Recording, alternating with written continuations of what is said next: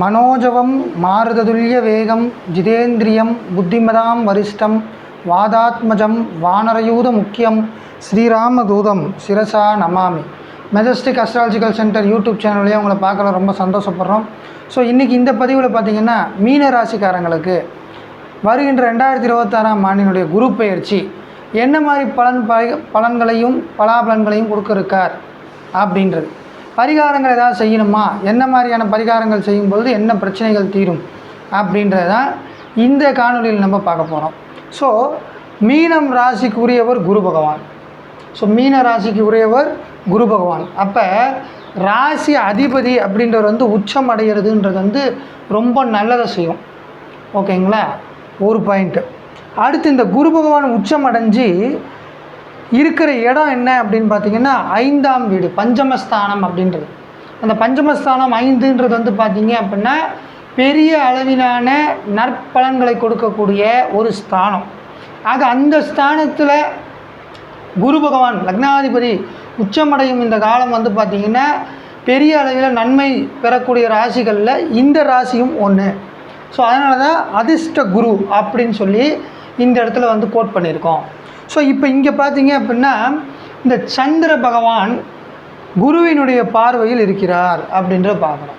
அப்போ சந்திரன்னா மனசு. ஸோ மனசு தெளிவில்லாத நிலை இத்தனை நாள் இருந்திருக்கும். ஸோ இனி வருங்காலங்களில் பார்த்தீங்க அப்படின்னா தாயாரால் நன்மை, மனக்குழப்பங்கள் தீரும், இது மாதிரியான நல்ல விஷயங்கள் நடக்கும்.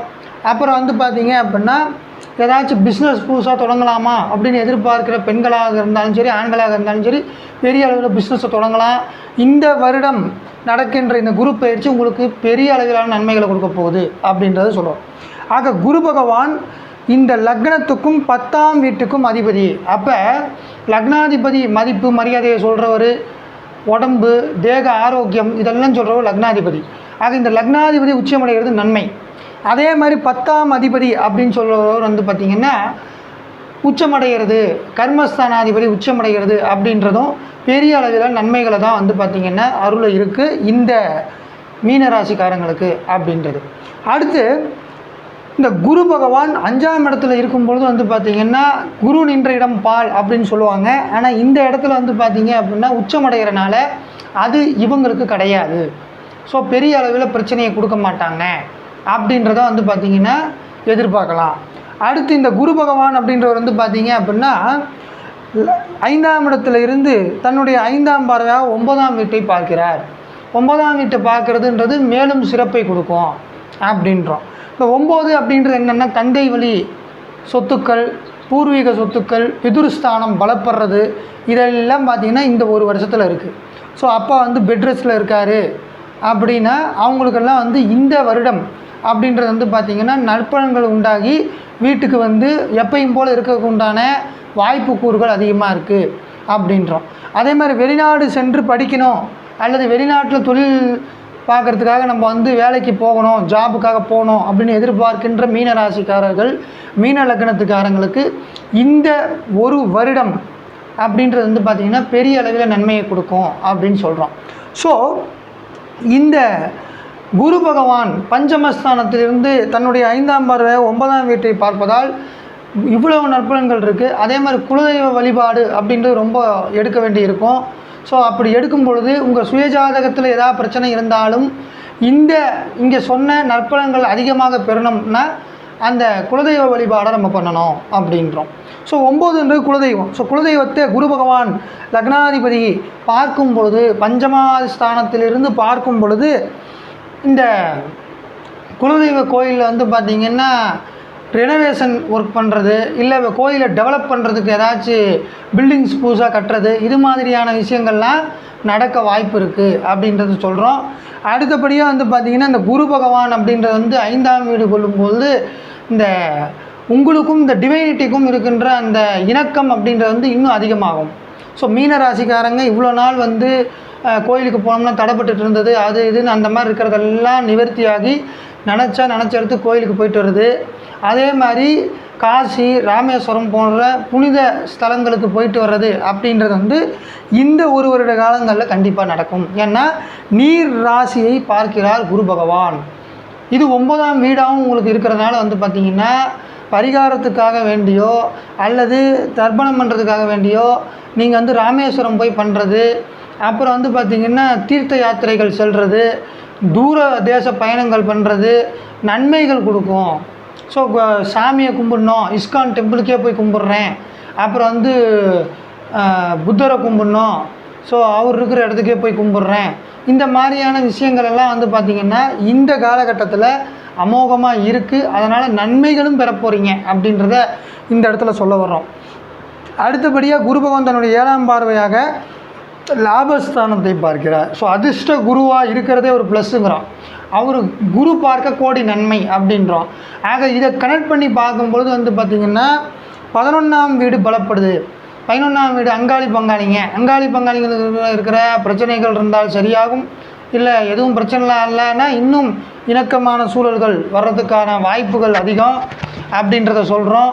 அடுத்தபடியாக வந்து பார்த்திங்க அப்படின்னா இந்த லக்னத்துக்கு 9ஆம் பார்வையாக தன்னுடைய வீட்டை பார்க்கிறார். யார்? குரு பகவான். ஸோ அதிர்ஷ்ட குரு, உங்களுடைய அதிர்ஷ்ட குரு என்ன பண்ணுறார் அப்படின்னு பார்த்தீங்கன்னா உங்களுடைய லக்னத்தை பார்க்கிறார், ராசியை பார்க்கிறார். அப்போ மனக்குழப்பங்கள், தாயார் வழி சொத்துக்கள் கிடைக்கிறது அல்லது ஆதரவு கிடைக்கிறது, இதெல்லாம் நல்லபடியாக இருக்கும். அக்கா தம்பிகளுக்குள்ளே இருக்கிற பிரச்சனைகள் சரியாகும். ஸோ அப்போ வந்து பார்த்திங்கன்னா பெண்களால் முன்னேற்றம் இந்த வருடம் உண்டு அப்படின்றத பார்க்குறோம். ஸோ அடுத்தபடியாக வந்து பார்த்திங்கன்னா லக்னத்தை பார்க்குறனால சனி வேறு இங்கே இருக்கார். ஸோ சனி விரையாதிபதி. அப்போ இவ்வளோ நாள் இருந்த விரயங்கள் எல்லாம் சுப விரயங்களாக மாறும். ஸோ விரையாதிபதியை பார்க்குறாங்க, அதே மாதிரி லாபாதிபதியை பார்க்குறாங்க. அப்படின்றனால வீட்டில் சுப நிகழ்ச்சிகள் நடக்கிறதுக்கு உண்டான வாய்ப்புகள் அதிகம் அப்படின்றோம். ஸோ இந்த காலகட்டம் வந்து பார்த்திங்கன்னா உங்களுக்கு பெரிய அளவிலான ஹாட்ரிக் வெற்றியை கொடுக்கும் அப்படின்றதில் எல்லளவும் ஐயம் இல்லை அப்படின்றத பார்க்குறோம். அப்புறம் இந்த குரு பகவான் அப்படின்றது வந்து பார்த்திங்கன்னா இந்த சனியினுடைய வீட்டை பார்க்குறார் அப்படின்றத பார்த்தோமா. இந்த வீடுன்றது வந்து பார்த்திங்கன்னா லாபாதிபதி அப்படின்றவருடைய வீடு.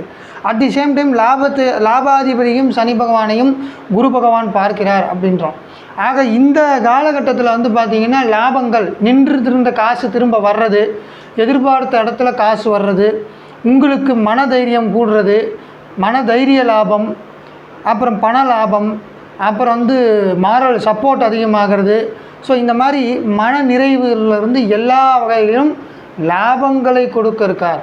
தொழில் லாபம் கிடைக்குமா அப்படின்னா தொழில்காரகன் உங்கள் லக்னத்துக்கு வந்து லாபக்காரகன் விரையாதிபதி, வெளிநாட்டு வருமானங்கள் வர்றதுக்கு உண்டான வாய்ப்புகளும் இந்த காலகட்டத்தில் இருக்குது அப்படின்றோம். ஸோ வெளியூர் வெளி மாநிலங்களில் இருந்தோ வெளிநாட்டில் இருந்தோ ஒரு சில அமௌண்ட்டு வருது அப்படின்னா இதனால் தங்கு தடை இருந்திருக்கும். இனிமே வருங்காலங்களில் எந்த விதமான தங்கு தடையும் இல்லாமல் நல்லபடியாக அது உங்களை வந்து சேரும். ஆக மீன ராசிக்கு இந்த குரு பயிற்சி அப்படின்றது பெரிய அளவிலான நன்மைகள் கொடுக்க இருக்கார் அப்படின்றத பார்க்குறோம். அதே மாதிரி வந்து பார்த்திங்க அப்படின்னா சந்திரன் அப்படின்றது இந்த லக்னத்துக்கு 5ஆம் அதிபதி. ஆக 5ஆம் வீட்டிற்கு சென்ற குரு பகவான் 5ஆம் வீட்டு அதிபதியை பார்ப்பதால் குழந்தைகள் வழியில் நன்மை உண்டாகும். குழந்தைகள் வழியில் பெரிய மதிப்பு மரியாதைகள் அதிகமாகும். குழந்தைகளுக்கு இருந்த அந்த பிரச்சனைகள் சரியாகும். ஸோ இவ்வளோ விஷயங்கள் வந்து பார்த்திங்கன்னா கொடுக்க போகிறார். ஸோ நன்மையே தான் கொடுக்க போகிறார். அப்போ நம்ம நீங்கள் சொன்ன நன்மைகள் நடக்கலை அப்படின்ற மாதிரியான ஒரு சில விஷயங்கள் நடக்குதுன்னா அது காரணம் என்னவாக இருக்கும்னு பார்த்திங்கன்னா 2, 7 மற்றும் 11க்கு அதிபதி, அதாவது செவ்வாய், புதன் மற்றும் சனியினுடைய தசை புத்திகள் நடந்தால், செவ்வாய் தசை, புதன் தசை, சனி தசை நடந்தால் நம்ம சொன்ன நற்பலன்கள் சற்று குறைவாக நடக்கும் அல்லது லேட்டாக நடக்கும். சனி பகவானுடைய இடத்துல இருந்தால் லேட்டாக நடக்கும். சனி தசை, சனி புத்தி நடக்குது அப்படின்னா, அல்லது எந்த திசையிலையும் சனி புத்தி நடக்குது அப்படின்னா லேட்டாக நடக்குமே தவிர ஆனால் கண்டிப்பாக நடக்கும் அப்படின்னு. செவ்வாயுடைய திசை நடக்கும் பொழுதும் அதே மாதிரி புதனுடைய திசை நடக்கும் பொழுதும் பரிகாரங்களுக்கு பின் உங்களுக்கு இந்த நன்மைகள்லாம் வந்து சேரும் அப்படின்றோம்.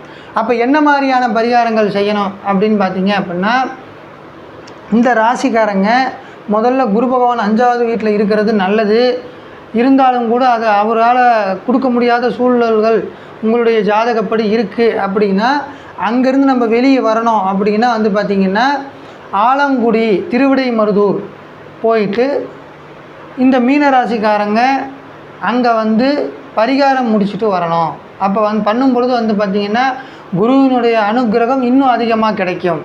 அதே மாதிரி ஜென்மத்தில் சனி இருக்கிறதுனால வந்து உடம்புல பிரச்சனைகள் பெரிய அளவில் உருவெடுக்கும். ஒரு பிரச்சனை போனால் இன்னொரு பிரச்சனை போனால் இன்னொரு பிரச்சனை, காலில் பிரச்சனை, தலையில் பிரச்சனை, இந்த மாதிரியான பிரச்சனைகள் அப்படின்றது வந்து பார்த்திங்கன்னா இந்த குரு பகவானின் அருட்கடாட்சத்தால் சனியை பார்க்கும் பொழுது நீங்கும் அப்படின்றத இந்த இடத்துல தெரியப்படுத்துகிறோம். ஸோ புது புது பிரச்சனைகள் வராது அப்படின்றது.